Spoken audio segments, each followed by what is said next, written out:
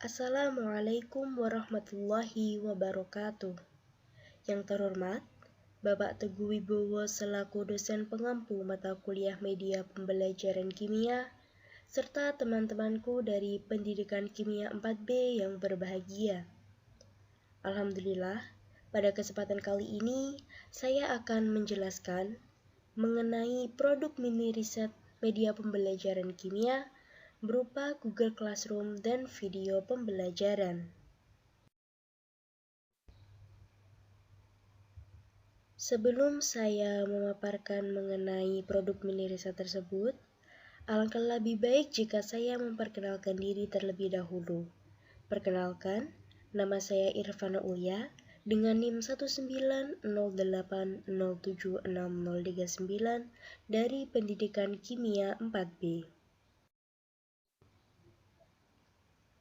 Adapun topik bahasan atau pokok bahasan yang akan saya jelaskan, yaitu yang pertama ada penjelasan produk, kemudian yang kedua alasan memilih produk, yang ketiga ada keuntungan produk, serta yang keempat yaitu bentuk dan cara penggunaan produk.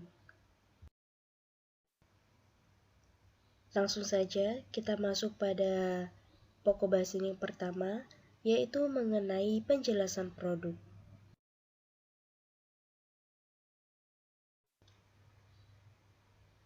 Untuk produk mini riset yang pertama yaitu ada Google Classroom. Penjelasannya, jadi Google Classroom merupakan salah satu platform yang dikembangkan oleh Google untuk sekolah. Platform ini bertujuan untuk menyederhanakan cara membuat, mendistribusikan, dan menilai tugas dengan cara tanpa kertas. Jadi, karena platform ini digunakan tanpa kertas, tentu sangat berguna jika diterapkan di masa seperti pandemi seperti ini, apalagi di pembelajaran yang dilakukan secara daring ini. Selanjutnya ada hal-hal yang dapat dilakukan oleh Google Classroom. Sebenarnya terdapat 4 pengguna bagi Google Classroom ini. Yang pertama itu ada guru, kemudian siswa, lalu ada wali, dan kemudian ada administrator. Namun di sini saya akan menjelaskan mengenai pengguna guru dan siswa saja. Oke, langsung saja kita masuk pada pengguna yang pertama yaitu guru. Yang dapat dilakukan Google Classroom yaitu dapat memulai rapat video. Nah, untuk fitur ini saya juga baru mengetahui karena sebelumnya juga saya belum dapat melakukan fitur atau rapat video tersebut dari Google Classroom karena biasanya saya menggunakan Google Meet dan juga Zoom seperti itu. Jadi memang mungkin ini dapat dikembangkan lebih lanjut agar siswa menjadi lebih paham, atau mungkin rapat video ini hanya dapat dilakukan oleh para guru saja, saya juga kurang tahu. Kemudian dapat membuat dan mengelola kelas, tugas, dan nilai secara online tanpa kertas, seperti yang sudah saya sebutkan sebelumnya tadi.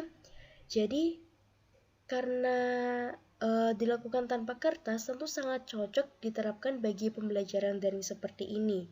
Nah, ketika mengelola kelas ini, terus memberikan tugas dan juga memberikan nilai, itu memang pure dilakukan secara online, dibagikan seperti sudah ada rumah masing-masing, seperti ada rumah untuk tugas ini, kemudian tugas itu, jadi lebih terstruktur, jadi pengelolaan kelasnya menjadi lebih baik, seperti itu. Kemudian ada menambahkan materi ke tugas, seperti video YouTube, survei Google Formulir, dan item lainnya dari Google Drive. Nah, ketika kita menambahkan video YouTube, kita dapat membagikan linknya ke dalam kolom komentar ataupun pada rumah tersendiri, atau kita juga dapat mendownload video YouTube tersebut, kemudian kita bagikan videonya di Google Classroom tersebut. Kemudian dapat membagikan link sebagai survei Google Formulir, dan kemudian untuk Google Drive ini, jadi ketika kita masuk ke dalam Google Classroom, otomatis kita akan memasukkan email, dan nanti akan saya jelaskan bagaimana cara menggunakan Google Classroom. Nah, ketika kita sudah masuk ke dalam email, otomatis kita juga akan masuk ke dalam Google Drive kita, seperti itu. Bahkan ketika kita mengumpulkan tugas, otomatis tugas yang terkumpul di Google Classroom itu juga akan tersimpan di Google Drive. Mohon maaf. Kemudian guru dapat memberikan masukan secara real time. Jadi dapat memberikan masukan melalui kolom komentar maksudnya.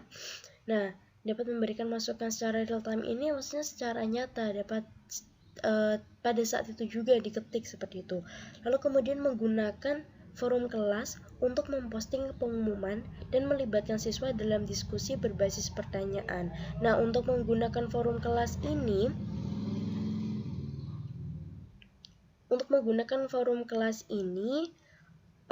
kita dapat menggunakan fitur di kolom komentarnya itu. Kita juga dapat memberikan pengumuman. Mohon maaf jika mungkin dalam video ini akan terdapat suara-suara bising dari luar. Oke, langsung saja lanjut. Nah, ketika kita memposting pengumuman itu dapat kita berikan di kolom komentar atau kita juga buat rumah tersendiri seperti itu dan melibatkan siswa dalam diskusi berbasis pertanyaan ini. Ya, kita dapat memberikan pertanyaan dari kolom komentar tersebut dan siswa juga dapat memberikan atau menjawab pertanyaan dari guru tersebut seperti itu. Lalu mengundang orang tua dan wali untuk mendaftar ke email evaluasi yang menginformasikan tentang tugas siswa yang akan datang atau yang tidak diserahkan. Nah, kemudian pengguna yang kedua yaitu ada siswa. Nah, yang dapat dilakukan oleh Google Classroom ini yang pertama, melacak tugas dan mengirimkan tugas. Nah, karena sudah ada rumah masing-masing, jadi siswa menjadi lebih mudah untuk melacak tugasnya. Dan kemudian ketika ingin mengirimkan tugas, mereka tidak akan salah tempat seperti itu karena sudah ada rumahnya masing-masing. Kemungkinan untuk salah tempat itu sangat kecil dan juga kita akan selalu mendapatkan notifikasi melalui email gitu ketika ada tugas baru ataupun ketika ada tugas baru seperti itu. Kemudian ada memeriksa keaslian masukan dan nilai. Berdasarkan pengalaman saya ketika dulu menggunakan Google Classroom, itu guru atau dosen itu dapat memberikan nilai dari tugas-tugas kita yang akan dikirimkan melalui email seperti itu. Lalu kita juga dapat berbagi materi dan berinteraksi dalam forum kelas atau melalui email karena otomatis terhubungkan dalam email gitu kan. Ya, maka kita juga dapat berinteraksi melalui email tersebut seperti itu. Oke, selanjutnya kita masuk pada produk mini riset yang kedua yaitu video. Video merupakan media elektronik yang mampu menggabungkan teknologi audio dan visual secara bersama sehingga menghasilkan suatu tayangan yang dinamis dan menarik. Video, selain memberikan informasi dan hiburan, juga dapat dijadikan sebagai media pembelajaran. Tujuannya adalah agar proses pembelajaran akan lebih cepat ditangkap dan dipahami oleh peserta didik. Selain itu, para pengajar atau guru juga akan lebih mudah menyampaikan materi melalui media video. Dan tentunya hal tersebut harus didukung oleh ilmu pengetahuan dan penguasaan teknologi terhadap materi yang diajarkan. Jadi kepada pengajar gitu, selain ia memiliki ilmu pengetahuan, ia juga harus cakap atau mampu dalam menguasai teknologi. Karena ketika kita menggunakan atau menerapkan video sebagai media pembelajaran, yang pertama yaitu dibutuhkan keterampilan dalam mengedit video seperti itu, atau mungkin dapat pula membuat video melalui PPT. Itu juga harus dapat menguasai teknik dalam menggunakan PowerPoint seperti itu. Kemudian ia juga harus mampu mengetahui bagaimana caranya ketika hendak membagikan video tersebut ke dalam YouTube atau ketika ingin membagikannya kepada siswa. Nah, contohnya itu ketika membagikan video melalui Google Classroom seperti media atau produk mini riset sebelumnya yang saya jelaskan sebelumnya, itu kan Google Classroom. Nah, ketika kita membagikan video di Google Classroom, tentu juga pengajar itu atau pendidik harus memahami bagaimana caranya mengupload video ke dalam Google Classroom seperti itu. Selanjutnya terdapat 4 macam fungsi video menurut Arsyad. Nah, di sini terdapat 4 fungsi. Yang pertama ada fungsi atensi, yang kedua fungsi afektif, yang ketiga fungsi kognitif, dan yang keempat fungsi kompensatoris. Yang pertama yaitu fungsi atensi. Media video dapat menarik perhatian dan mengarahkan konsentrasi audiens pada materi video. Kemudian yang kedua fungsi afektif, media video mampu menggugah emosi dan sikap audiens. Yang ketiga fungsi kognitif, dapat mempercepat pencapaian tujuan pembelajaran untuk memahami dan mengingat pesan atau informasi yang terkandung dalam gambar atau lambang. Kemudian yang keempat fungsi kompensatoris, yaitu memberikan konteks kepada audiens yang kemampuannya lemah dalam mengorganisasikan dan mengingat kembali informasi yang telah diperoleh. Baiklah, kita masuk pada pokok bahasan yang kedua, yaitu alasan memilih produk.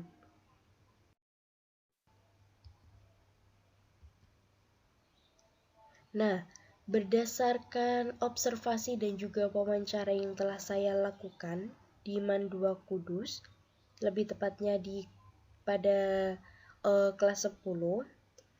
Jadi berdasarkan media pembelajaran yang digunakan selama pembelajaran daring ini, mereka menggunakan Google Meet atau Zoom, kemudian grup WA, dan juga guru membagikan materi berupa PPT. Nah, berdasarkan hal tersebut, berdasarkan wawancara dan observasi tersebut, media pembelajaran tersebut dinilai kurang efektif. Seperti itu, jadi kurang keefektifan media pembelajaran yang digunakan sebelumnya. Mungkin menurut guru, keefektifannya sekitar 60 hingga 70%. Namun ketika mau bertanya kepada muridnya, mereka mengaku media pembelajaran yang digunakan itu sangat tidak efektif. Seperti itu. Lalu, ketika menggunakan Google Meet atau Zoom itu kan diperlukan sinyal yang stabil ya. Nah, pembelajaran mereka itu menjadi terhambat karena sinyalnya yang kurang stabil. Jadi seperti tidak ada pemerataan seperti itu. Mungkin bagi siswa yang sinyalnya bagus tentu pembelajarannya berjalan dengan lancar. Namun bagi siswa yang sinyalnya kurang stabil tentu pembelajaran akan menjadi terhambat. Seperti itu.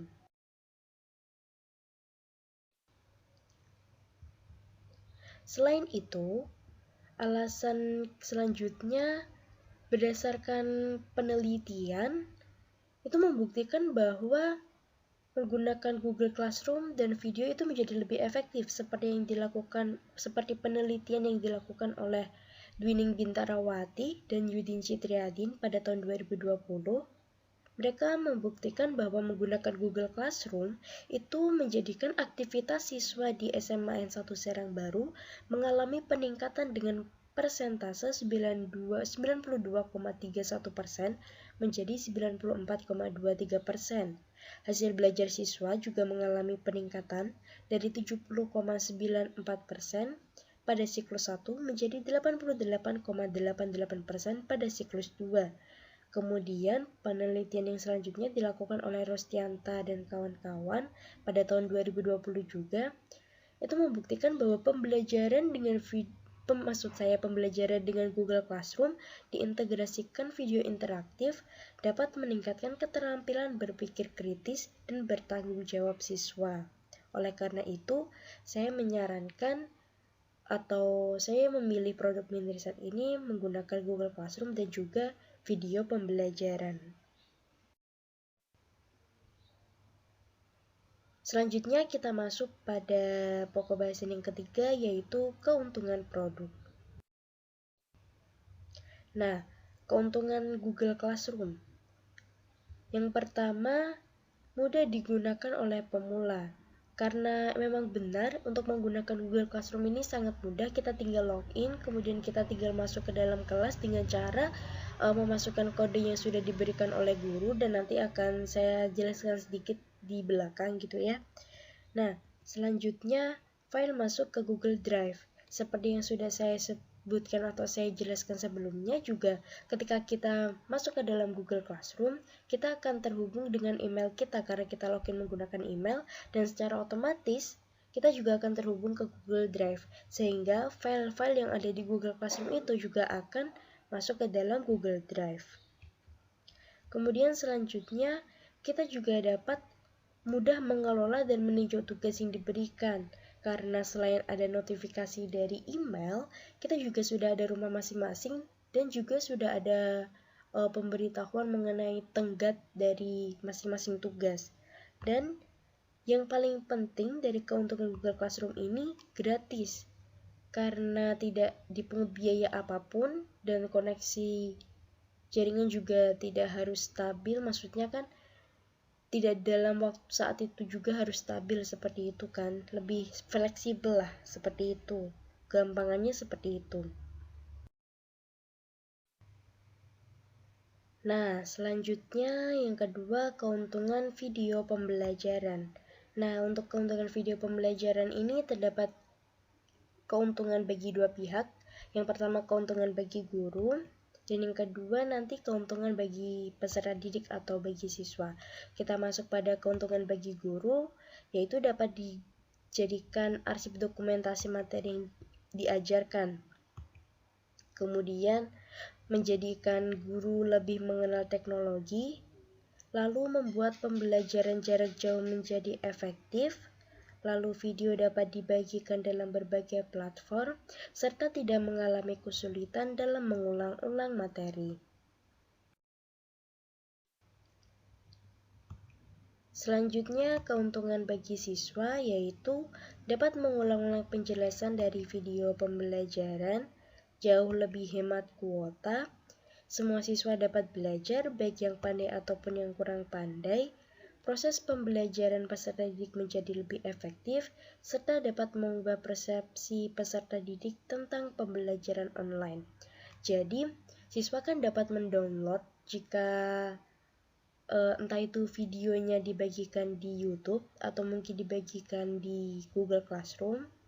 Itu kan siswa dapat mendownloadnya, sekali download, ia juga dapat mengulang-ulang materi tanpa perlu terhambat sinyal, sehingga menjadikannya jauh lebih hemat kuota.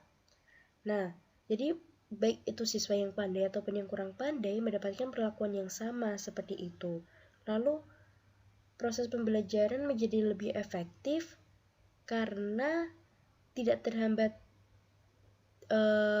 sinyal gitu ya, dan hanya diperlukan satu kali download saja seperti itu, sehingga ketika kita merasa kurang paham, kita dapat mengulang-ulang materi tersebut sehingga menjadi lebih efektif saja pembelajarannya. Nah, kemudian dapat mengubah persepsi peserta didik tentang pembelajaran online. Ketika kita dihadapkan dengan pembelajaran daring ini kan, mungkin persepsi siswa hanya diberikan tugas saja. Nah, ketika kita membagikan video, tentu kita akan merasa kita mendapatkan materi seperti itu, dan kita juga langsung mendapatkan penjelasan dari guru seperti itu ya, tidak hanya diberikan tugas saja.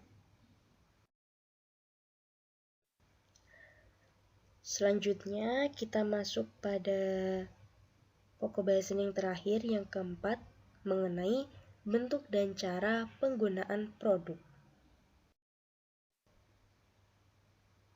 Nah, untuk Google Classroom seperti ini lambangnya atau logonya. Jadi ada papan tulis, seperti papan tulis, kemudian ada seperti gambar logo orang gitu ya.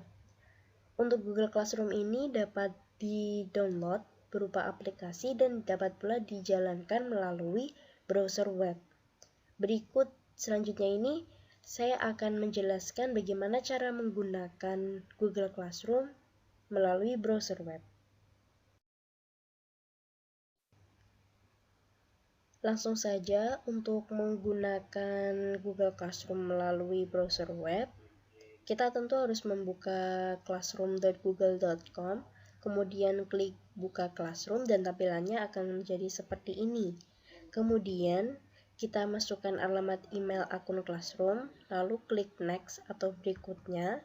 Selanjutnya dimasukkan kata sandi atau password, lalu klik next atau berikutnya pula.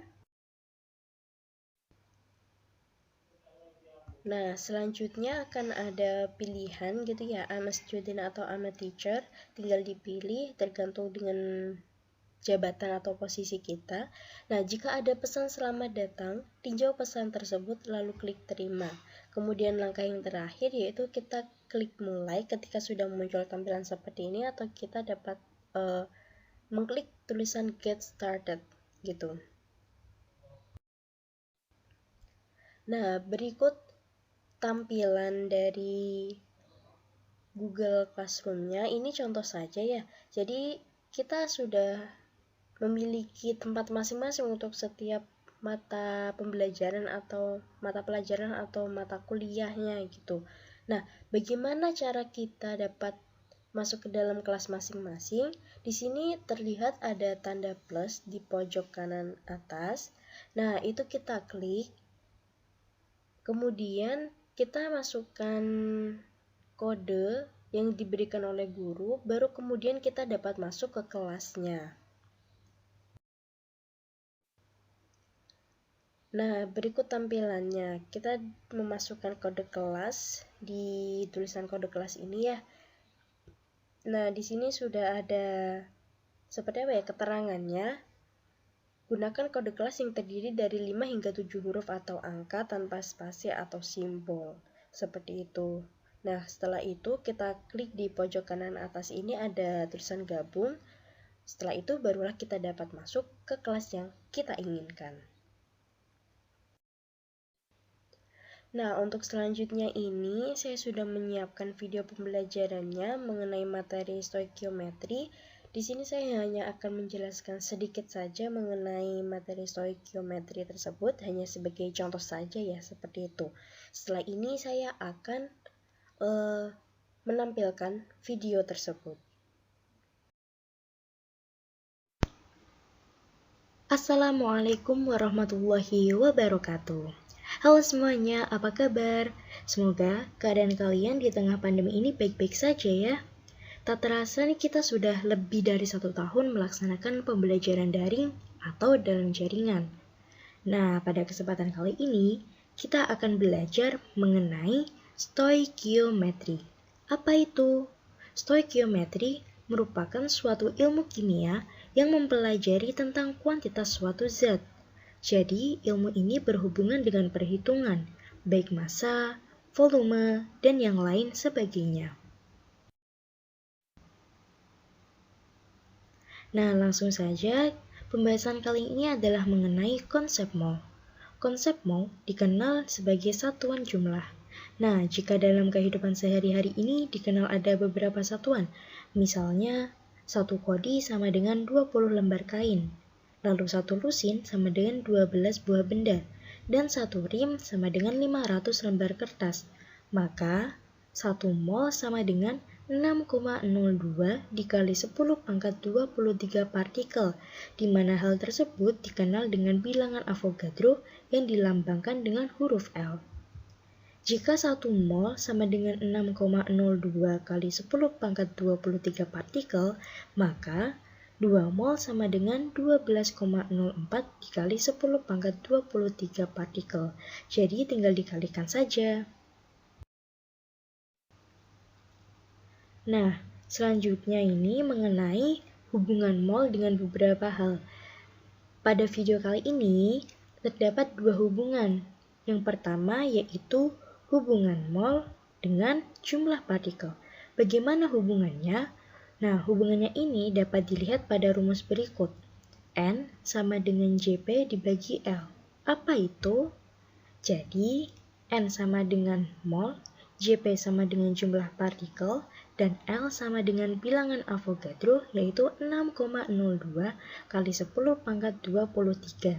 Jadi, mol dapat dicari jika jumlah partikel diketahui. Begitu pula sebaliknya, jumlah partikel dapat dicari jika mol diketahui. Oke, agar lebih dapat memahami materi tadi, berikut contohnya. Suatu minuman mengandung alkohol dengan rumus molekul C2H5OH sebanyak 0,5 mol. Berapa jumlah molekul C2H5OH dan berapa jumlah atom C, H, dan O masing-masing? Nah, sebelum kita menjawab pertanyaan ini, alangkah lebih baiknya kita menulis hal-hal yang diketahui terlebih dahulu. Diketahui N atau mol sama dengan 0,5 mol, dan bilangan Avogadro atau L sama dengan 6,02 dikali 10 pangkat 23.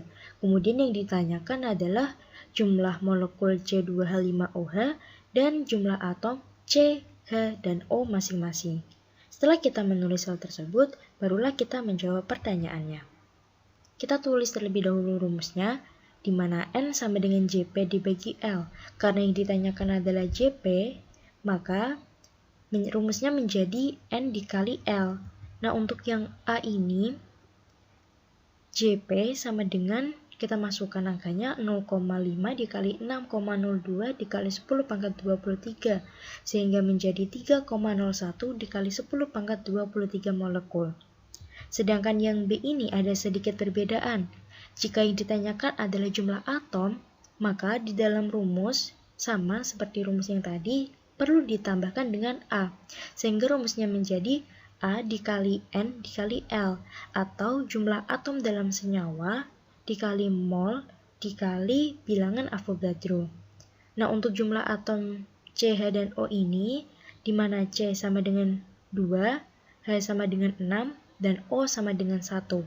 Maka untuk jumlah atom C sama dengan 2 dikali 0,5 dikali 6,02 dikali 10 pangkat 23 menjadi 6,02 dikali 10 pangkat 23 atom.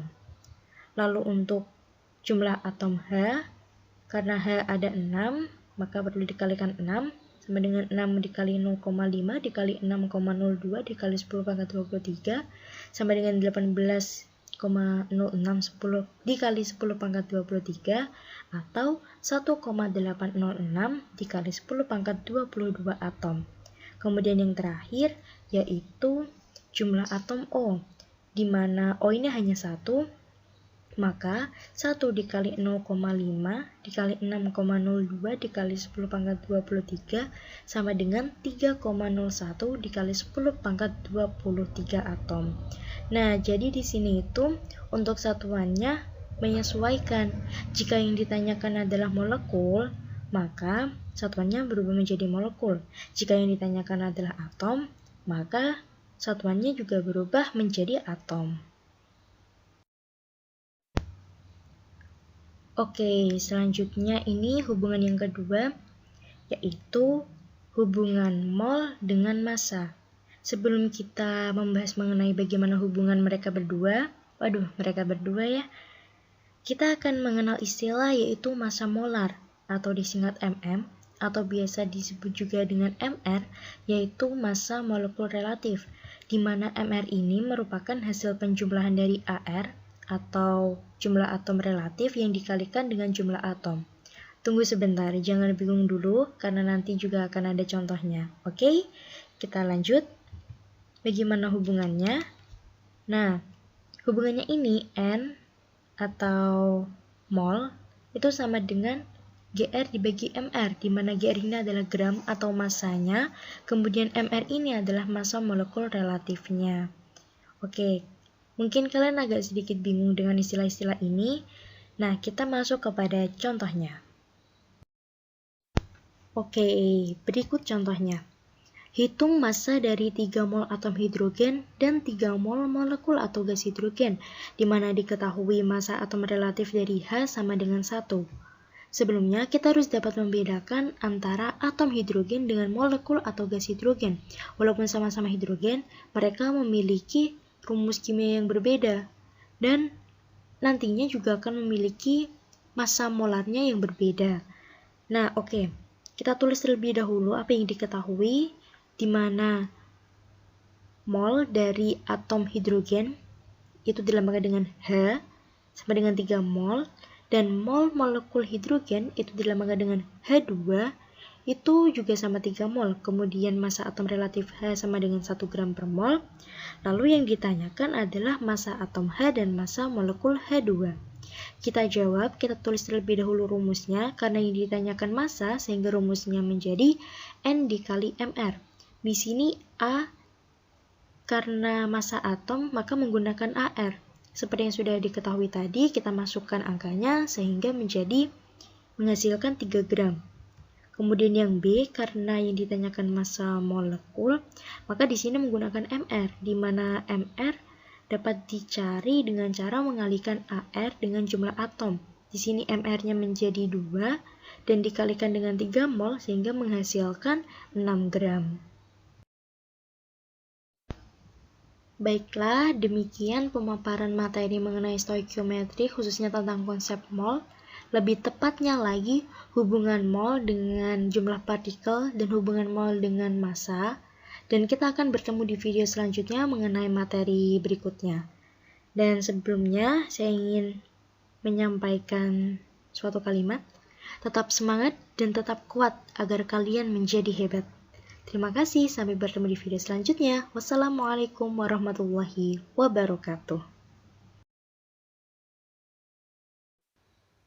Nah, itu tadi salah satu contoh dari video pembelajaran yang dapat digunakan sebagai media pembelajaran kimia. Dan sebelum saya menutup presentasi kali ini, izinkan saya memberikan sebuah kalimat. Sukses itu bukan berasal dari seberapa banyak harta yang kamu miliki, melainkan seberapa banyak kamu mencintai, menerima, dan menjadi diri sendiri. Tidak peduli seberapa banyak harta kita, semuanya akan sia-sia jika kita kehilangan jati diri kita. Oleh karena itu, tetap semangat dalam menjalani hidup, tetap kuat, dan jangan rapuh. Demikian presentasi dari saya mengenai produk mini riset berupa Google Classroom dan video pembelajaran. Terima kasih atas perhatiannya. Sampai jumpa di lain waktu. Wassalamualaikum warahmatullahi wabarakatuh.